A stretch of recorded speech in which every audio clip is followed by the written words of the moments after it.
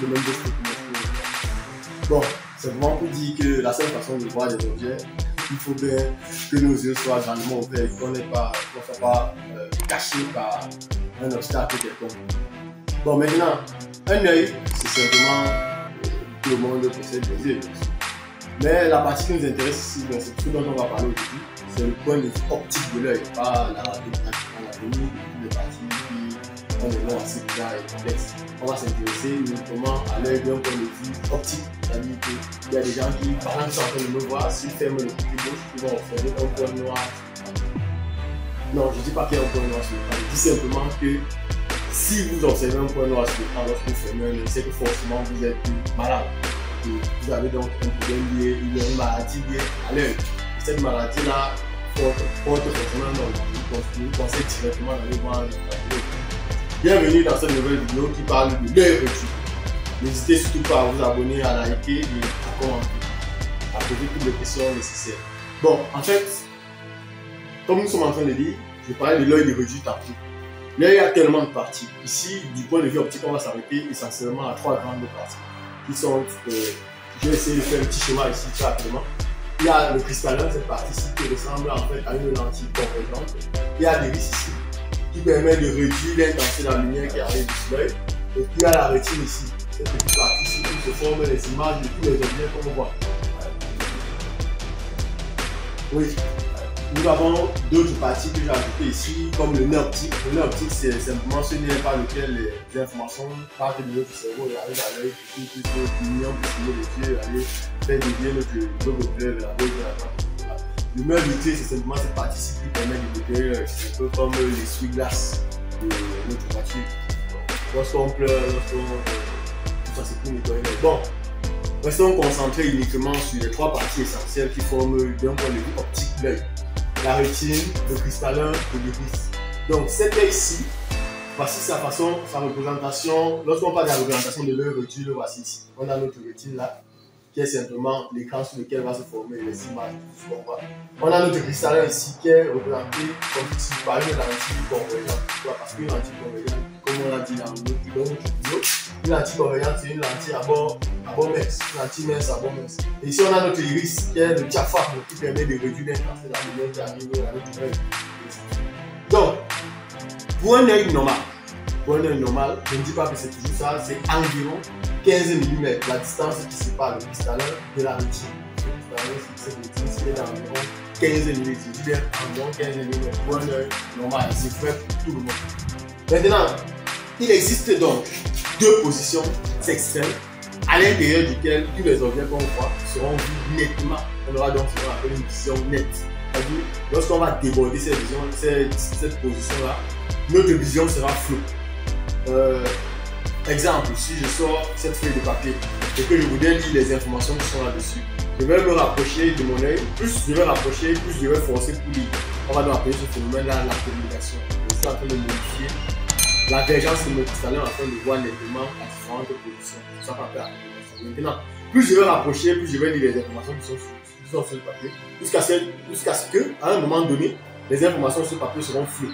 On va donc parler de vision floue et on va donc définir cette première position comme mon PP. Et ensuite, je vais éloigner le papier jusqu'à ce qu'à un moment donné, je vais plus lire. Cette deuxième position-là, dès qu'elle va la traverser, après cette deuxième position-là, tous les objets que je vais regarder, si je continue à lire les informations sur ce papier, seront donc des informations floues. Par conséquent, on va donc définir la deuxième position-là comme étant mon PR. Partant de là, on vient donc de définir 2 points. Le premier point, c'est le PP. Le deuxième point, comme vous l'avez entendu, c'est le PR. Le PP qui est ici, pour un œil normal, comme le mien, je dis, est d'environ 25 cm. C'est-à-dire, c'est la distance, c'est la plus petite distance au bout de laquelle, moi, tous les objets que je vois ici seront vus nettement, mais je vais accommoder au maximum. Par contre, tous les objets que je vais placer au PR, je vais les voir normalement sans accommoder. On va donc définir comme le point le plus proche de l'œil où l'on voit en accommodant au maximum. Et le PR, le point le plus éloigné de l'œil où l'on voit sans accommoder. C'est-à-dire l'œil, dans cette position, si l'œil est au repos, et dans cette position, si l'œil travaille au maximum. Maintenant, plus on va regarder les objets dans notre position de PP, plus on va fatiguer les muscles optiques. Et par conséquent, on va donc entraîner une fatigue de ces muscles. Ces muscles vont se fatiguer donc avec l'âge, entraînant ainsi une première maladie qu'on va appeler la presbytie. La presbytie est donc cette maladie de l'œil qui est liée à l'âge, comme on l'a dit. Bien sûr, il y a d'autres maladies, comme la myopie, l'hypermétropie, l'asthmatisme. On va donc s'intéresser ici à 3 maladies. La myopie, l'hypermétropie et la presbytie. La presbytie est la maladie liée à l'âge, comme on l'a dit. L'hypermétropie, quant à elle, et la myopie sont 2 maladies qui se manifestent chez certains individus, modifiant simplement ce qu'on appelle leur PP et leur PR. Donc, d'un point de vue graphique, je vais essayer de faire un graphique ici. Un œil normal a son PP ici, à 25 cm, et son PR ici, à l'infini. Ça, c'est pour un œil normal. Or, un œil myope a son PP ici, bien avant 25 cm, ça fait de l'ordre de 10 cm. Peut-être moins, mais pas de 25 cm. Et son PR ici, de l'ordre du mètre. Ça, c'est pour un œil myope. Vous voyez donc que cet œil ici est malade, étant donné que ces positions extrêmes ne sont pas à des positions normales. C'est-à-dire que ce n'est pas approximativement 25, et ce n'est pas approximativement à l'infini. La deuxième maladie, c'est l'hypermétropie, où le PP de l'œil hypermétrope est après 25 cm. Ça peut être 40 cm, ça peut être 35 cm, ça peut être 50 cm, voire même plus. Maintenant, son PR quant à lui est de l'ordre de 4 mètres, 5 mètres, 6 mètres. Donc, or, la dernière maladie dont on va étudier ici est la presbytie. Où le presbyte, lui, il a un seul problème parce que son PR est normal, à l'infini, comme pour est normal. Sauf que c'est son PP qui est un peu éloigné. C'est la maladie qui est à l'âge. On va voir que la plupart des vieux, effectivement, avec des petits individus, seront obligés de mettre assez loin pour pouvoir lire.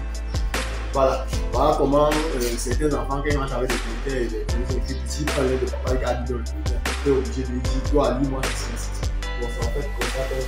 Donc, voilà dans les 3 maladies. Ça veut dire simplement que rien qu'à partir des positions extrêmes, des distances extrêmes, du PP et du PR, on peut déjà estimer de quoi touche un œil. On peut déjà estimer la maladie que touche un œil. C'est-à-dire que si on donne par exemple un PP qui est à 40 cm et un PR à, je dis n'importe quoi, à 6 mètres, alors on peut conclure que l'œil est hypermétrope forcément, puisque le PP dépasse 25 et que le PR n'est pas à l'infini.